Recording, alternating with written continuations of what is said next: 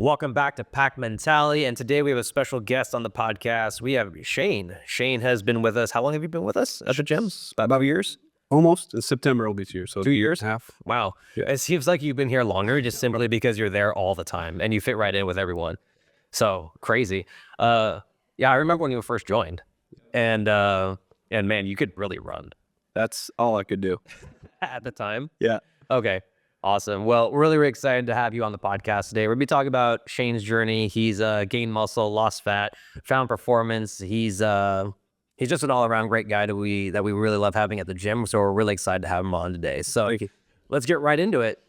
Cheyne, tell us a little bit about, let's just start with the facts. Let's just talk about what kind of results you've seen since you've been started with us. Sure. I kind of came from F45. So it's kind of just doing like the boot camp style workouts and wasn't seeing a ton of results. Was able to lose quite a bit of fat. Not really gain any muscle. There's no muscle endurance. There's no real structure to what we're doing. It was kind of like the same 5 movements in different time patterns. So I wanted to start checking gyms out. You guys were the first ones I checked out, and then ended up being the only one I checked out because it was awesome and I didn't feel like I needed to go anywhere else. Isn't that nice? And we can just make that quick decision. Yeah. What made you want to check us out? First, I wanted to do anything with a barbell just because like the heaviest weights we did there was like 135-pound deadlifts, and you can only do so much with that. So I was like, I'm really interested in what a power clean is and what a snatch is, and we didn't know. Me and Hallie both had no idea. So I was interested, and the first day I came in, I talked to Danny, who was here at the time. Made me kind of interested in what real interested was. I walked and you were working out at the time, and he's like, "Oh, I'm Matt, I'm the owner." And I was like, "Oh, that's pretty cool that the owner's doing the workouts."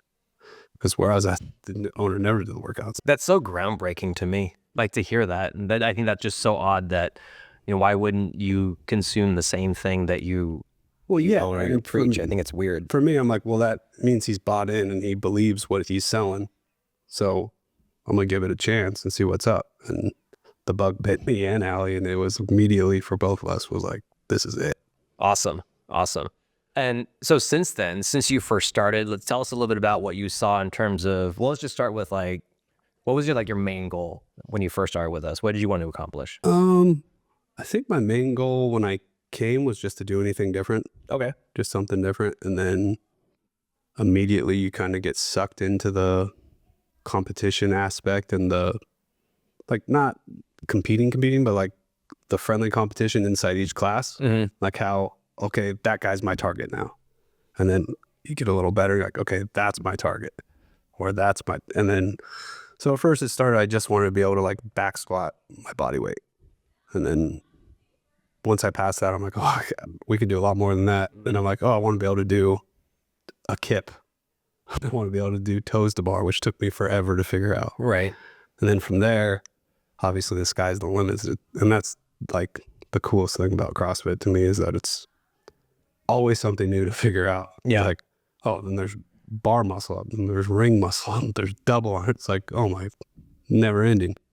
Yeah, that is what kind of drew me into CrossFit as well, was just not only the variety, but the amount of mastery that it would take in order to actually be good, it's like somewhat good at it. I think that what turns some people away, but I mean, I think that's the wrong way to approach it as well. I think the best way to approach something is be like, well, what kind of a program can I do that's always going to continually push me to where I don't get so complacent? Because on the other side of the spectrum, let's say you master it and you do it for a few years, you're going to be super bored. For sure. Maybe even sooner. I mean.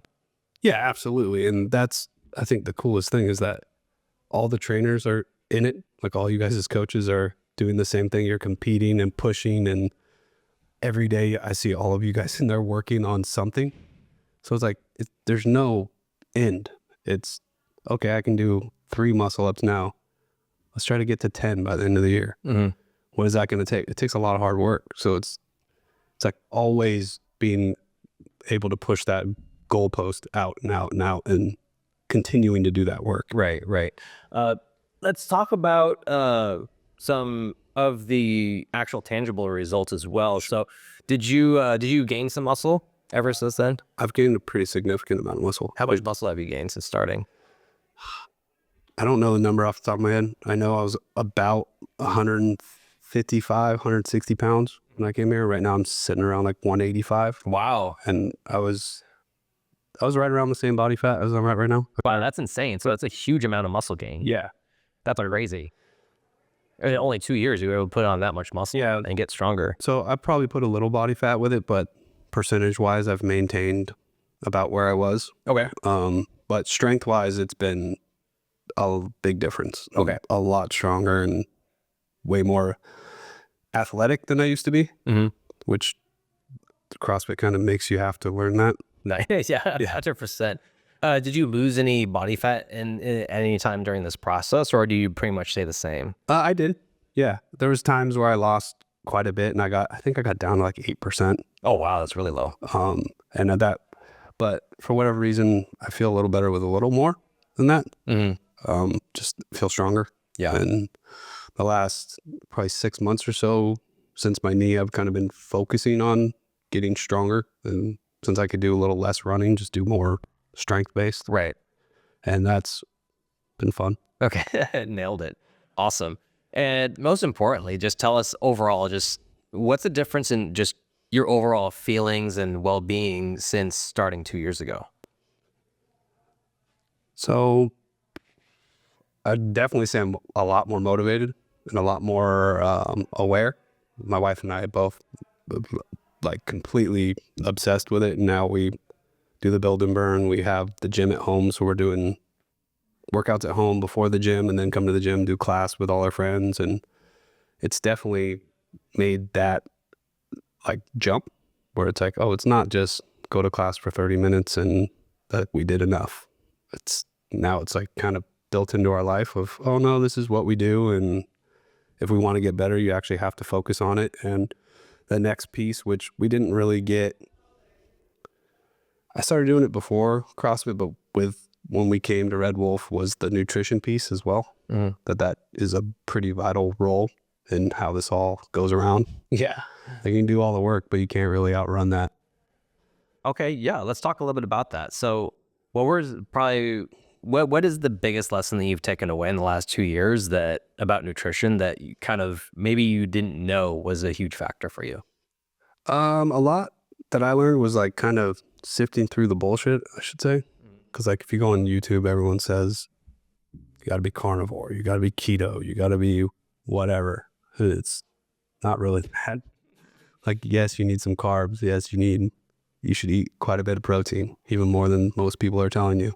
Eat your fruits, eat your veggies, but kind of look at your day and look at what your workouts are and how you're going to fuel for that day and what's going on that week and kind of how you're going to make it all make sense and how to make it all be okay. Like what I kind of learned mostly from you guys, like you and Caitlin too, is like, you want to be pretty good all the time, but you don't need to be perfect. Like if you're going to have a pizza party with your kids, like have a couple slices of pizza. It's cool.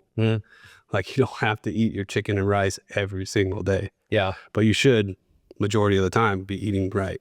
And that was kind of what I kind of feel like I'm starting to get a control on now. And that's been nice. Got it. So just something that's just more sustainable. Like you can still have a life outside of the gym and not weighing and measuring and actually still having some give. Yeah, and I was at a point where when I was like 150 whatever pounds, I was measuring everything. Like I went so crazy as I went and I got nutrition certified. Like I went all the way down that rabbit hole of like I'm going to eat completely clean, only to my whatever macro I said I'm measuring with a tablespoon and the measuring cups, the whole deal. And now I'm like, I get what I was doing, and in some circumstances, I think that's needed. Like when you're where I was, of how big I was, and having to need to drop, like some structure's needed, and you need to make a drastic change. Yeah, no, 100%. And I think that was good for me, but then it almost pushed me the other way, where it's like too aggressive there, and you got to find the middle ground of like, what's not a diet? What's just, this is how you should live. Right. Yeah, it's a matter of just making it to where it's just a part of your lifestyle. For sure. To where it's like you don't even need to think about it. Yeah. It's like this is just what I do and how I do it. Yeah. Very interesting. Let's dig into that a little bit more. So you mentioned, I know that you mentioned that you were, overweight before coming to us as well, and that you did go down that rabbit hole with your nutrition. Can you tell us about that story?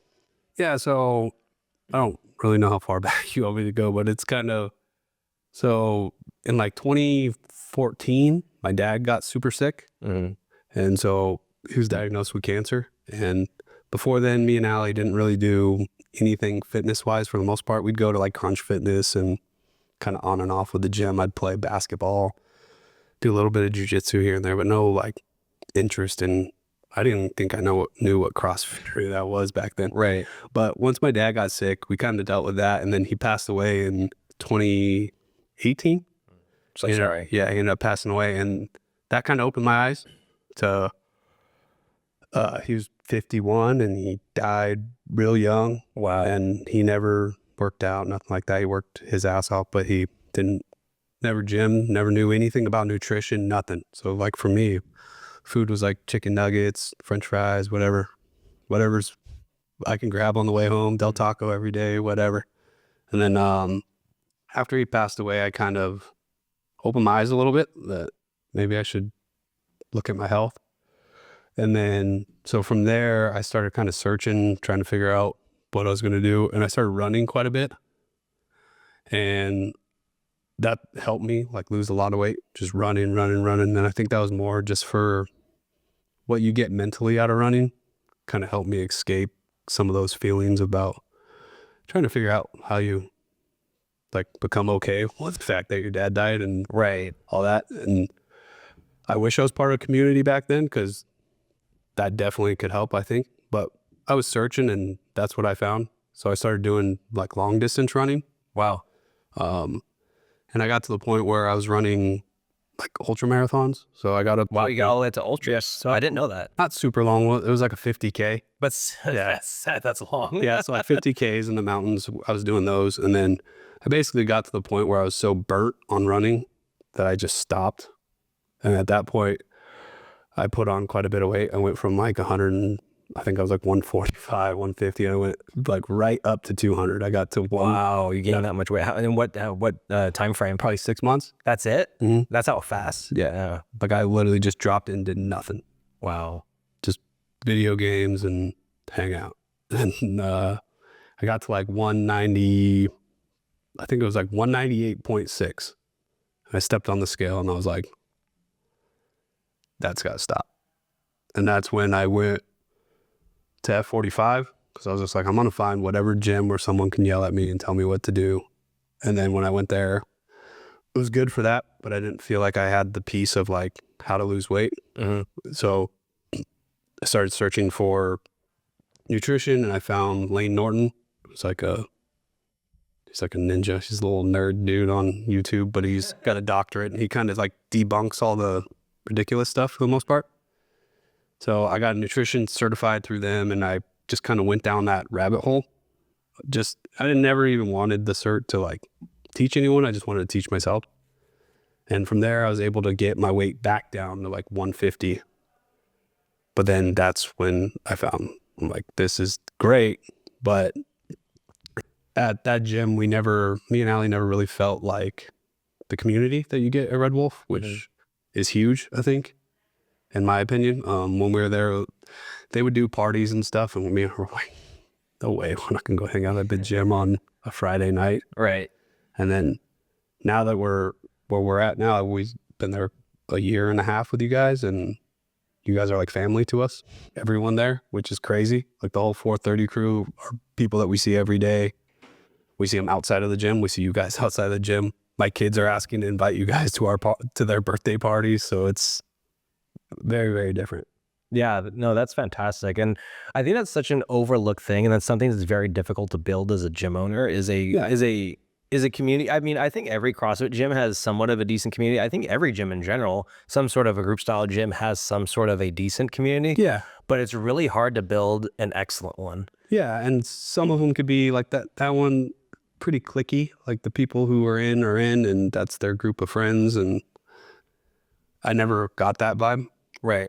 The vibe I got more was like kind of everyone's welcome, and if you're a dickhead, you'll get kicked out for the most part. Like if you don't fit in, get out. Yeah, I do a pretty good job of that. I've had to, I have turned people away. A lot of people don't know this, but we have a filtering system in place at the gym where you come in and you've gone through this entire process. You and Ashley both gone through this process of going through where we sit down, we chat with you, and that's actually what I shouldn't reveal this too much, but that's literally an interview process to see if we actually want you. Yeah, For it's not the opposite. You know, a lot of people are like, well, why don't you just take anyone? I'm like, well, I used to do that.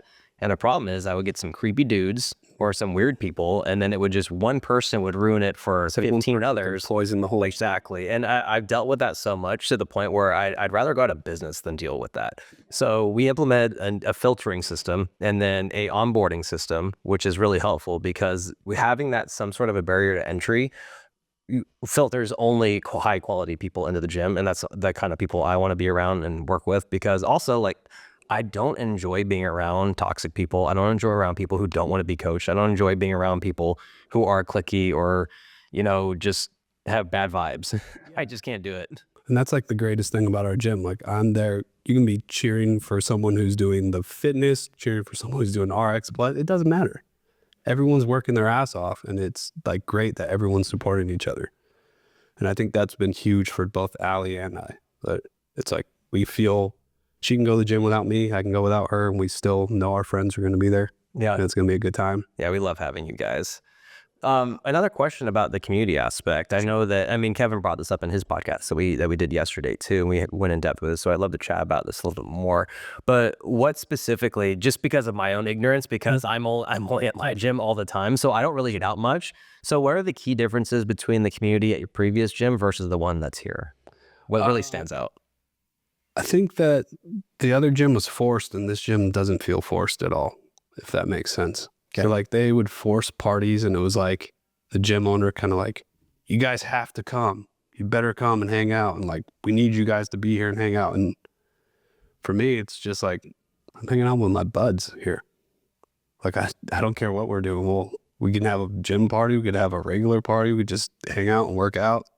And it's never felt like, oh, this is something we have to. This is something we want to do. Mm. And these are all people that are my friends. Like a bunch of the Allie's girlfriend, all the girls in the 430 and stuff, they come and watch Gavin play softball. Mm-hmm. I don't even have kids, and they're just hanging out, like rooting on Gavin. It's the coolest thing. That's awesome. Yeah. So, and then we have our crew in the 430, and it's all the good dudes, and everybody kind of is just friends. It's like, so I don't know how to explain it. It's so easy.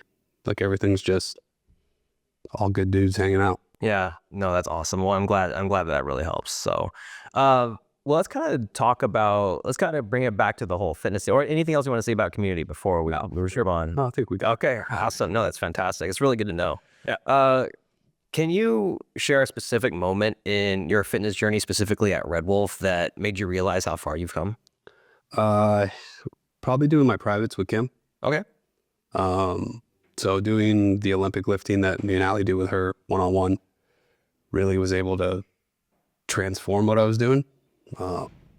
We made quite the jump, and I was able to finally hit the 225 clean and jerk, which was like, I think 185 was my goal, and we got to 225.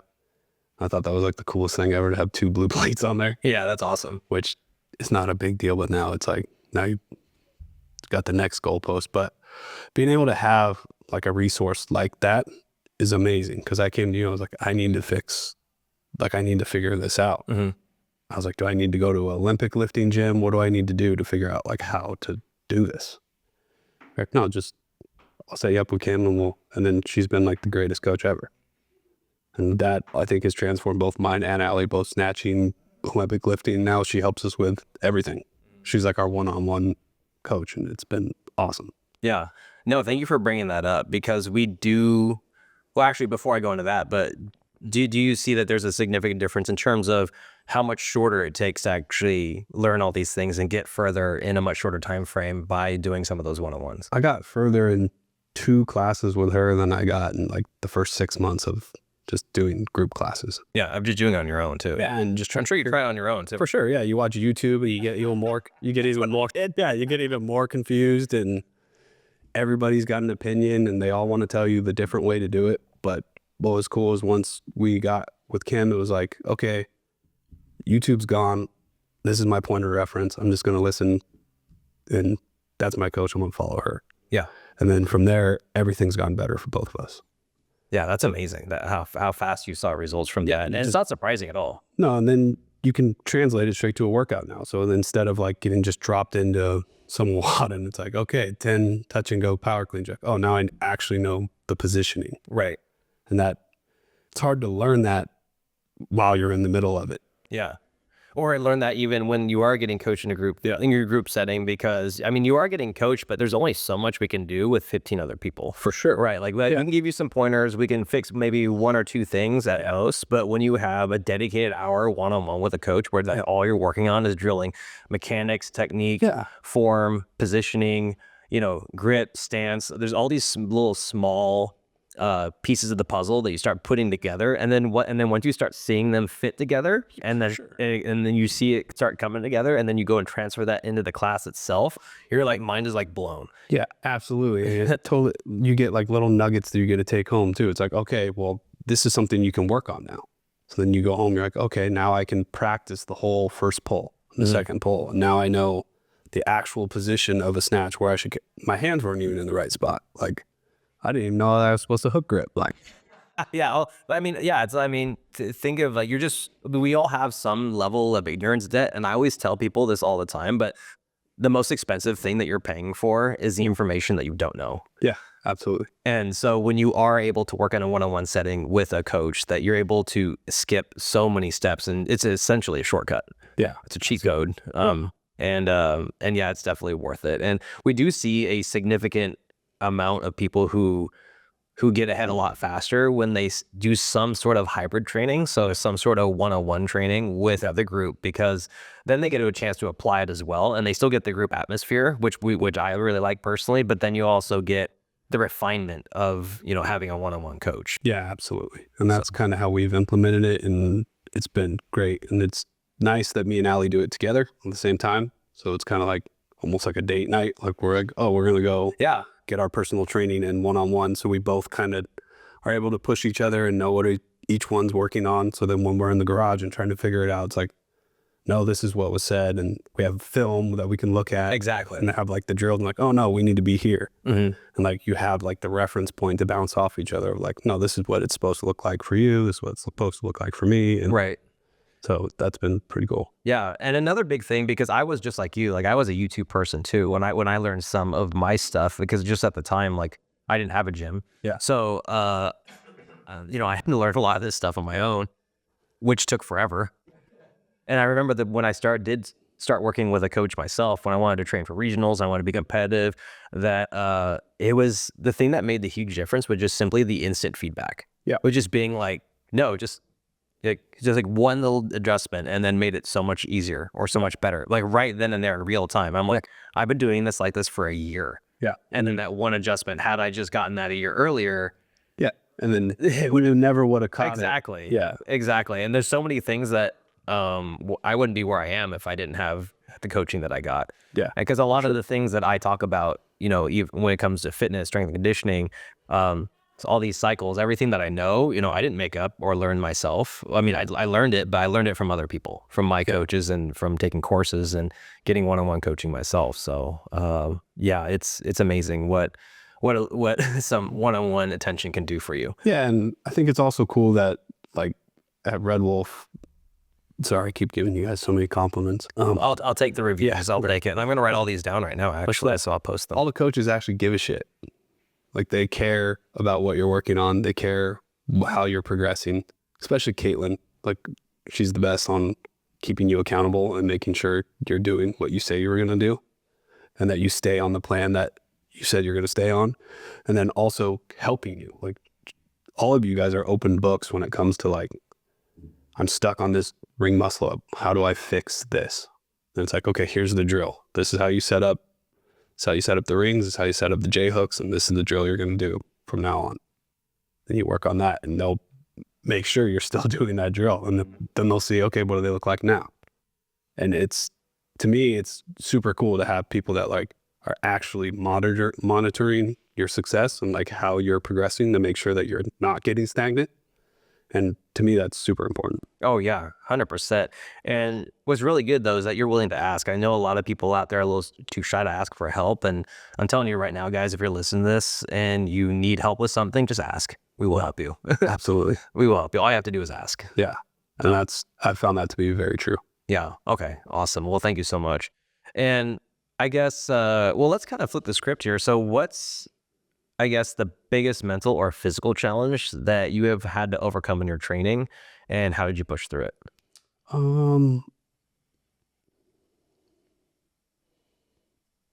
Probably all mental for me for the most part.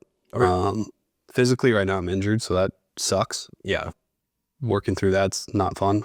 So that's probably one of the toughest right now, just dealing with that. But mentally is just getting stronger mentally in like the longer, harder, grindy type workouts, and just figuring out that you don't have to quit. Mm-hmm. You want to quit, but you could beat that. And you kind of got to be able to go to the dark place and figure out how you need to talk to yourself to make yourself succeed. And then also learning how to give yourself a little leniency when you don't make it through that day or whatever, and how you can fix it for the next time instead of beating yourself up. And a lot of that is just through reps, but you can learn a lot. I learned a lot through Caitlin on that as well, especially on the grindy stuff. Yeah. And just being able to stay in the moment, one rep at a time, and kind of talk to yourself. And for me, it's kind of dark, but I just think about like my dad and whatnot. And I just think like he didn't even get the opportunity to try to quit. And I have that opportunity. So, but I also have the opportunity to keep going. So I'm going to do that. And he never even got that option. So why wouldn't I take it? And that's kind of what I try to remind myself when I get there. And that usually is able to keep me in the game. Right. No, thank you so much for sharing that. That's really helpful. Is there anything that you tell yourself when you are kind of feeling that suckiness and those thoughts are creeping back your mind? Like, what goes through your head to overcome that? First, I usually tell myself, stop being a little bitch. Yeah, that's one of my favorites. Usually the first words. But then from there, I usually try to just break it down into really small steps. I try to, at all costs, avoid how big the workout is or how long it's going to be, or looking at the clock and thinking like, oh shit, I got 8 more minutes and it's only been 4. That happens to me all the time. Yeah, I try to just break it down into, if it's like an EMOM, just survive this minute. The next minute will be the next minute. And then the main thing I always tell myself is this will end. It'll end when it's supposed to end. So just keep going until you get there. And sometimes I fail, but yeah, try not to fail. Yeah, it's funny you mentioned that's really helpful. One thing that gets me through just tough days in general, not even just workouts. I always tell myself, tonight I will be asleep in my bed. Yep. I will eventually get there. So that's just kind of, I don't know why, but that just helps me get there. It's like, no matter how hard it gets throughout the day, whether it's my work, whether it's the workout itself, whether it's a fire I have to put out, it's like tonight at some point I will be asleep in my bed. Yeah, and that's gives you at least a little bit of comfort. So you're like, okay, just keep pushing. Just keep pushing. Yeah, you'll get just get there. That's awesome. That's really cool. That's really helpful. If you could go back and give advice to yourself on day 1 of your fitness journey, what would that be? Get your nutrition in check. Know that matters. Get yourself the right coaches and find yourself a gym that you feel welcome at and you feel comfortable. Like you should feel at home wherever you're at. You shouldn't feel anxious when you're at a gym. You shouldn't feel any sort of way but welcome. And do something you like. Like for me, I go into a crunch and I hate it. We just got back from vacation and the hotel gym was like the worst thing in the world. Like bench press and like fly machines. Like, just get me back to the gym. But for me, just find what you like to do and do that. Do that and get it all dialed in. And I think that would have got me in a better place a lot faster, for sure. Yeah, no, 100%. No, that's great advice.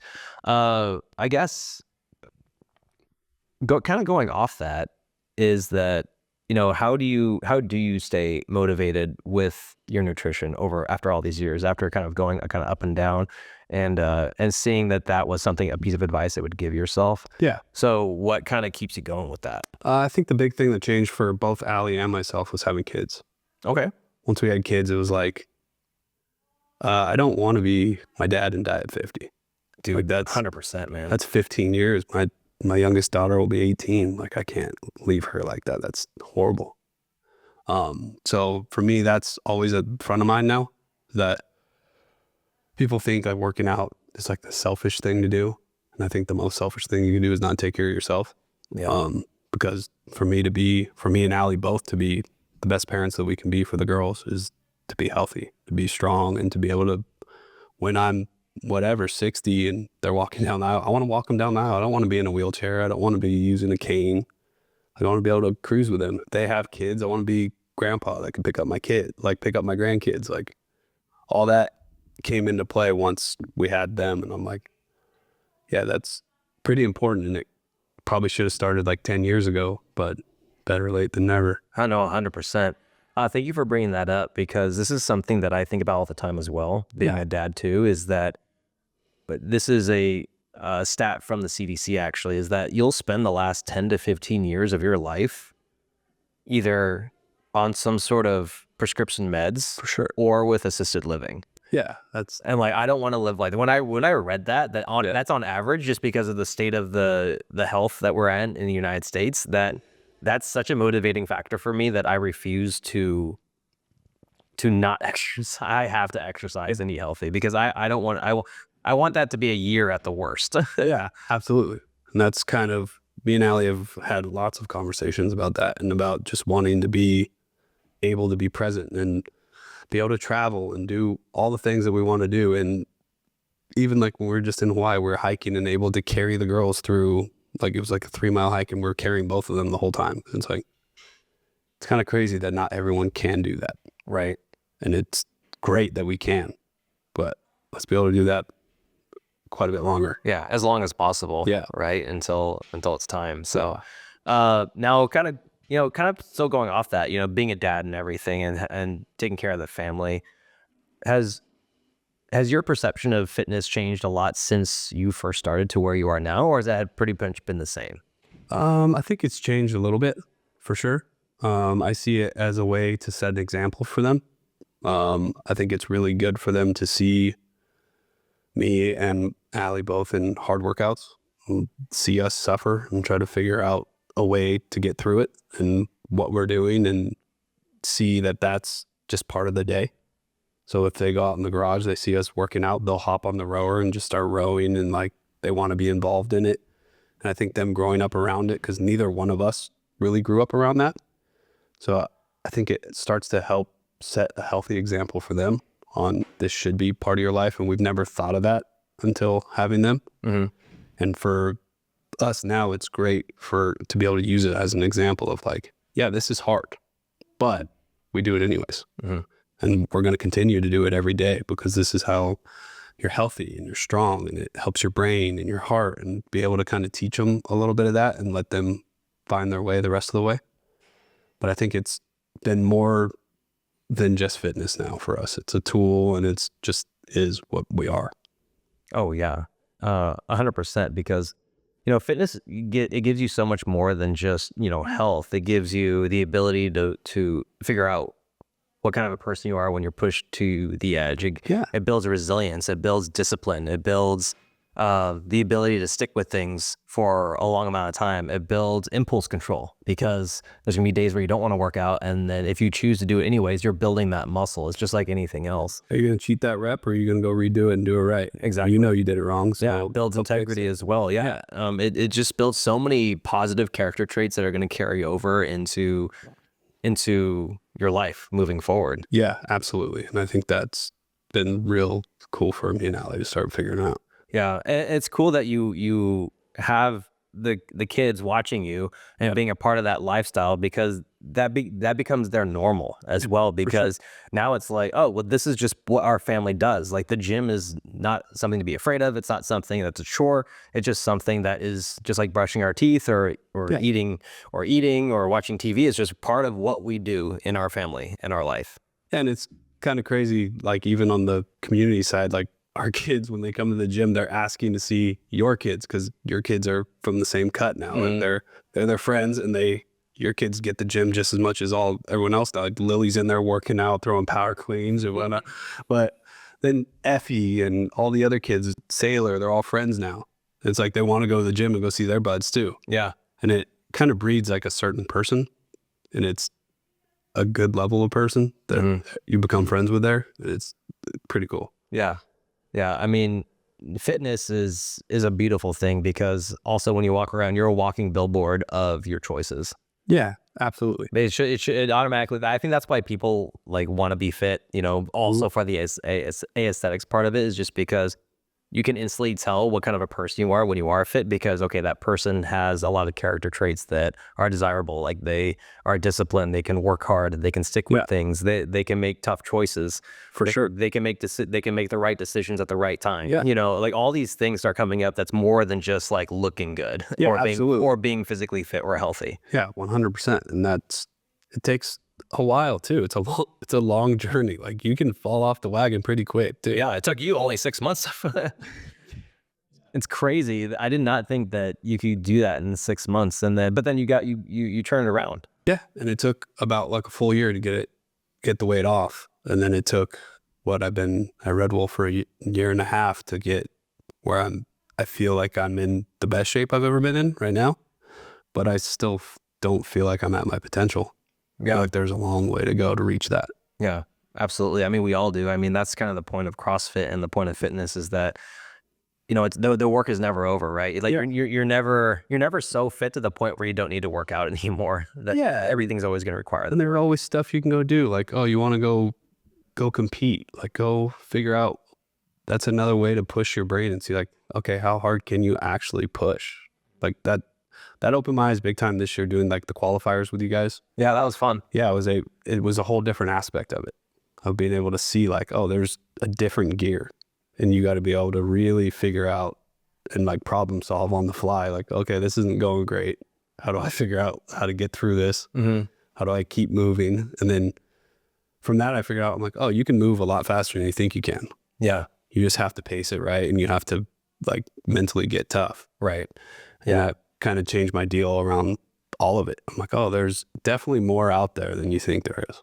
Yeah, no, 100%. Like there's, you know, you can never just win at fitness, right? It's that you're never so fit to the point where you don't need to go to the gym anymore. The whole point is to stay fit, right? It's the same thing. It's just like with marriage, right? The whole point isn't to get married, it's to stay married. Like the whole point is when you die. Exactly. Like, I mean, and then like same thing with business. Like I run a business, so it's like I can't win it. I don't win at business. The whole point is to stay in business. As long as you don't go out of business, you win. Exactly. Yeah. So the whole point is just to keep going. Like, for sure. Like, so like I always tell people this all the time, you know, like fitness is a journey without an end date. Because like when I do these one-on-one meetings with people, I do ask them what their commitment level is, and if like, is this like something that you're willing to stick with for a long time, or is this just a temporary fix? And if they say that they're a temporary fix, we don't take them on, because I'm like, you already have the mentality and you're going to quit. So you're going to waste your money and you're going to waste my time.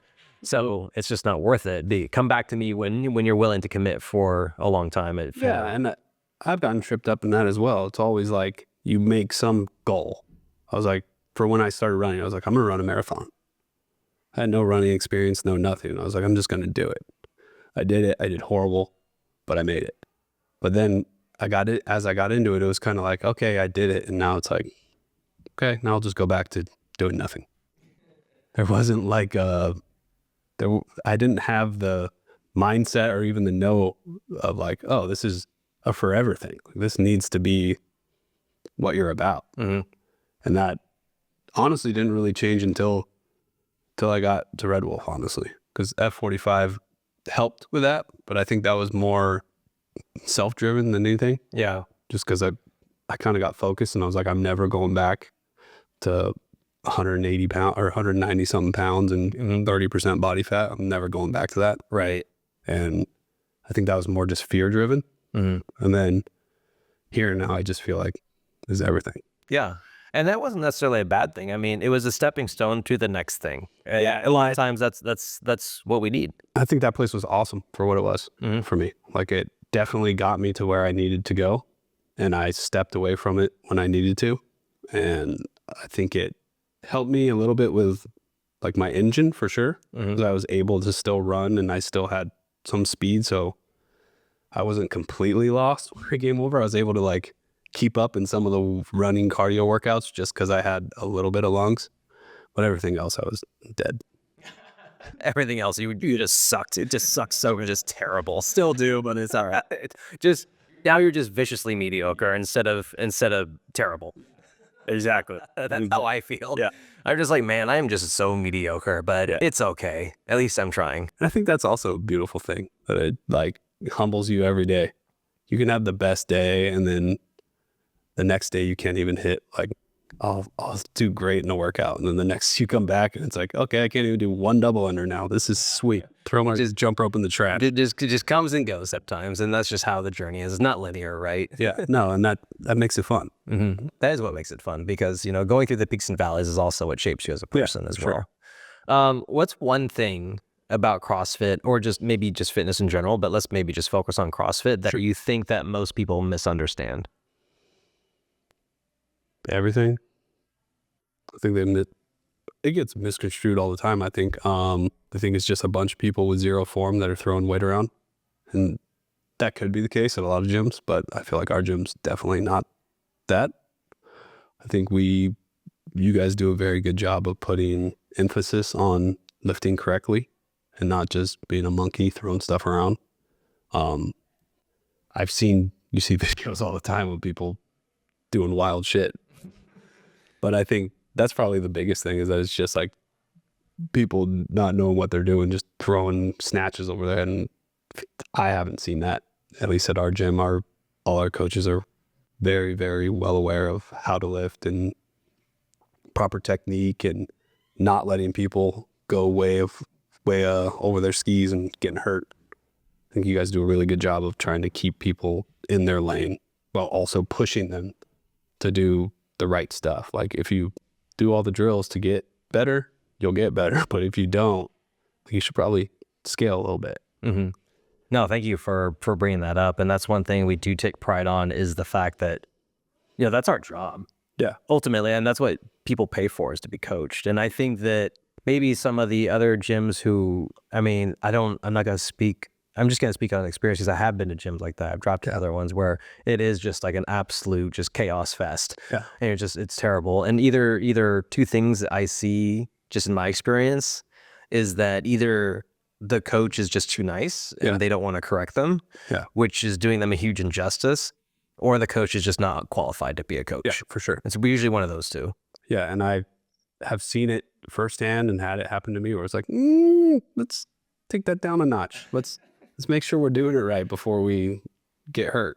Like everybody wants to go home. We got jobs to go to and kids to see, and like, let's not get hurt having fun. Yeah, let's you know, you're up here. Let's take it down to here, because we can get there, but we got to be here first. Yeah. So I like that a lot, and I like that like all the programming's amazing, and it's all built around what we're doing, and you guys are actually looking at what we lift and how often we lift and how we're building and what we need to get better at. And it's pretty cool to be able to like feel safe and know that we're in good hands and that we're being programmed to directly. Yeah. It's also nice too because it takes the thinking out of it. You just have to show up. Just which show is up. fantastic. Show up with a good attitude. One less thing that you have to worry about. Yep. Because you don't have to worry about if you're doing too much, too little. You don't have to worry about if you're doing it right.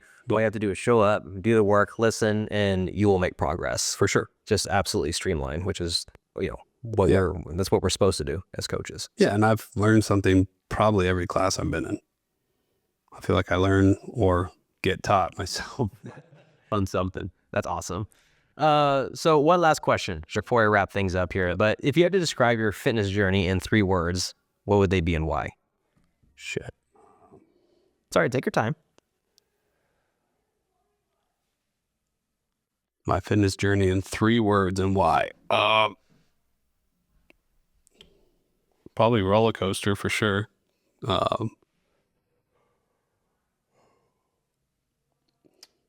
don't know what 3 words. What 3 words would you use to describe it? Your journey? Yeah. Roller coaster, I think, is an excellent one. Yeah. I would say roller coaster. I would say resilience, and I would also say, I had one in my mind already. What was it? What was it? Action oriented, for lack of a better term, because. Yeah. And I think emphasis on the action oriented, because you have no idea how many people I've seen go through similar situations like you, where they go through a loss or they go through some other significant life-changing event like you went through, and then they completely lose themselves. For sure. Where, they'll go down the rabbit hole, either drugs, drinking, whatever. Yeah. They'll find some sort of a negative vice. It brings them down even further, and then over a long enough timeline, they will dig themselves out, but they're so far gone, it's so hard to get them out of that. But with you chose to do something different, Absolutely. which sets a lot of people apart. Yeah. That's separate. In my opinion, that's what separates winners from losers. So I should actually say change my last one, or one of them to winner, because a loser would just sit there and grovel and just be like, and find every excuse to not do anything, whereas you actually found an excuse to do something. I mean, it is still something that you used to cope with what was going on. Absolutely. And I still use it to cope today. Exactly. But you chose a healthy outlet that would also benefit you, that is essentially a good drug. Yeah, at the end of the absolutely. day. Yeah, that's exactly what it is. And I appreciate that. It's very nice. I think that describes it pretty well. And I think the action driven also pushes towards like how good you want to be. Like, if you want to get better, don't talk about it, be about it. Because there's a lot of stuff you got to do to get good. Yeah. And I'm very far from that. And you just got to chip away at it every day. Right. And it's been fun. It's been really fun. No, 100%. I actually do have one last question for you before we wrap things up. If someone listening to this is going through something similar that you went through, to where it's life-changing, you lost your dad to cancer at a very young age. How old were you, by the way? I was 24 when he got diagnosed, and I was 27 when he ended up passing away. Wow. Okay, so it's still very young. Okay, so let's say that someone's listening to this and they're going through some sort of life-changing event, and they're kind of stuck. What would you tell them? You got to talk about it, man. You got to talk to somebody. Find someone you like to talk to. Find a therapist. Find a friend. You don't have a friend, call me. I'll talk to you. Go to the gym. If you have a gym, find a gym. Find something you like to do. Anything. One of the first things I did is I went and hiked Mount Whitney, which is like a 16-hour hike of madness. It helped clear my brain a little bit. But a lot of it is just kind of focus on the good that is out of it. Even a bad situation, as bad as your dad dying, there's good pieces of it. Like, I had the last 3 years of his life were the best 3 years I ever had with him. Really? Yeah, so I got to know him as a man and a person, and he got to know me better than he ever knew me. And I wouldn't trade that for the world. And yeah, I guess that's all I can really say is just try to find something, kind of like you said, that you could pour yourself into that's positive. For me, I was lucky enough that I have an amazing wife, and then I was able to go through that journey with her. And then we were able to find, now I'm here and everything's been chill. Like, I have the gym and whatnot, and just kind of find what makes you tick. And definitely talk about, don't keep it bottled up. That's the worst you can do, and you'll end up sliding into alcohol and all sorts of other shit. No, I agree, and I have absolutely nothing to add to that. So is there anything else you'd like to say before we close things? No, thank you for having me. I appreciate it. Awesome. Well, thank you so much, Cheyne, for coming on. It was great to hear your story. Can't wait to share it with everybody. Yeah. Thank you so much for listening, everybody. If this was helpful, please leave us a 5-star review so we know to make more content just like this. Don't forget to follow us on social media at Red Wolf CrossFit and DM your content suggestions there. We'd love to hear from you and get some ideas from you. Until next time, good luck, have fun. Nailed it.